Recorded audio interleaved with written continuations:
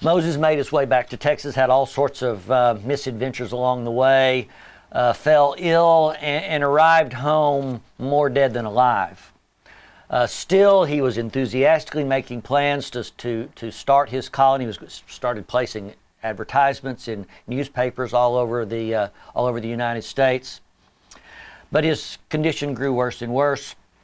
And as he lay on his deathbed, he sent a letter to his son Stephen, still in New Orleans, and begged Stephen to follow through. Well, first to join him with in the Texas venture.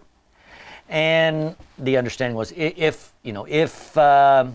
Moses shouldn't live, then it would be made it clear it would be his wish that Stephen carry on the venture. Stephen was having none of it. All right.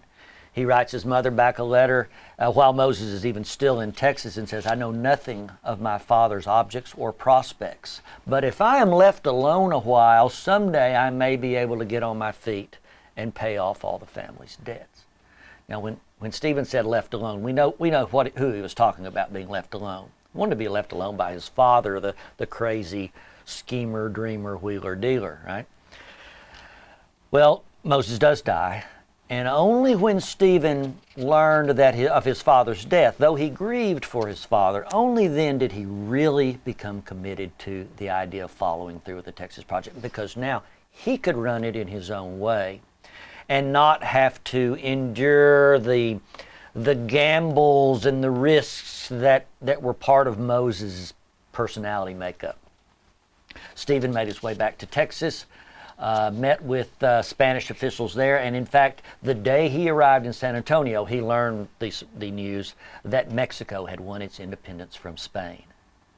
Now, this was wonderful if you're the Spanish Texans who had long wished for independence, but it threw all of Austin's plans into doubt because there was going to be a new government to deal with. And after some consultation with the officials in Texas, it was determined that he would have to go to Mexico City, lay his plan before the newly independent Mexican government, and get their approval.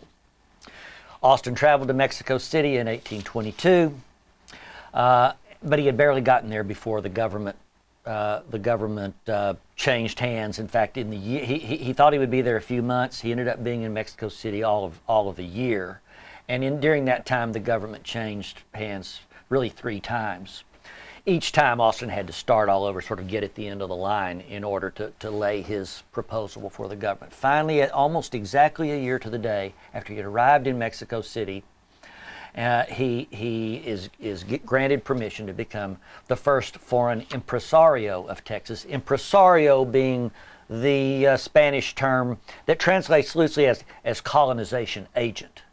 As impresario, it would be Austin's duty to recruit settlers, to see that they were settled on their land, to administer the colony during the first few years. In fact, he would be given almost dictatorial powers over his colonists, to serve as liaison between the colonists and the Mexican government, to make sure that the colonists behaved themselves, to make sure that titles were issued, that any conflicts were resolved. And Austin embraced these responsibilities with a sort of single-minded determination. Texas and his colony became really his obsession.